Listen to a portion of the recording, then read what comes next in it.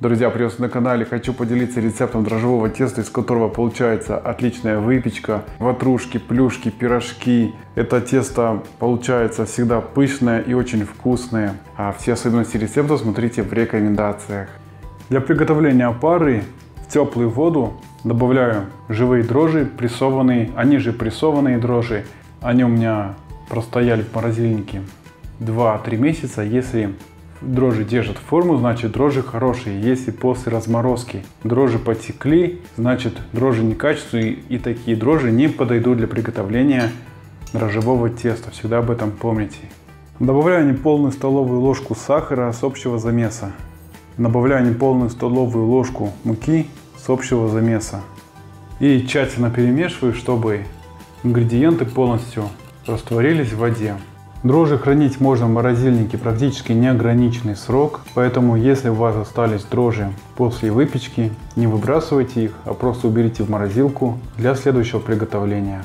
Всегда, когда работаете с покупными прессованными дрожжами, рекомендую брикет в свежем виде разделить на 4 равные части. Поскольку брикет весит 100 грамм, у вас как раз будет 4 порции дрожжей на 4 выпечки по 25 грамм. Это очень удобно. То, что не используйте, всегда убирайте в морозилку. Дрожжи сохраняют все свои свойства и всегда поднимают дрожжевое тесто до нужной консистенции, если дрожжи качественные. Опять же повторюсь, если дрожжи некачественные, они у вас после разморозки потекут. Накрываю опару. Если у вас нет силикона, накрыть можно обычным пакетом, либо целлофаном. Сверху накрываю еще полотенцем и убираю опару в теплое место, чтобы она поднялась.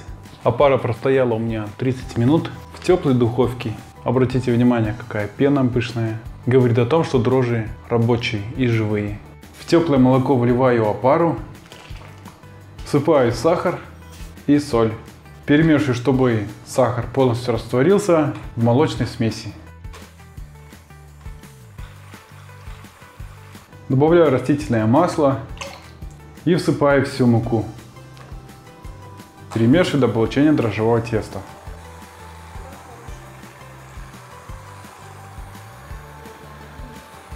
Вот такое тесто получилось. Оно вообще не липнет к рукам. Если у вас нет крючков для вымешивания теста, вымесить тесто можно руками.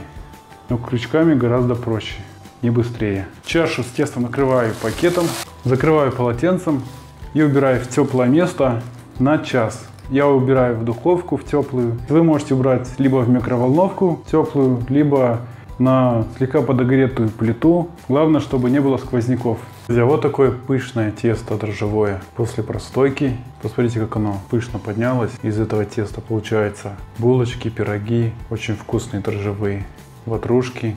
Друзья, это тесто после холодильника. У меня тесто простояло сутки, и посмотрите даже в холодильнике, как оно пышно поднялось, насколько оно живое и хорошее это тесто. То есть это тесто, даже если убрать в холодильник и накрыть пакетом, оно все равно будет подниматься. И все изделия, которые вы из него будете делать, они все будут очень пышные и нежные. С ним очень легко работать. Сейчас покажу, какие булочки из дрожжевого теста получились.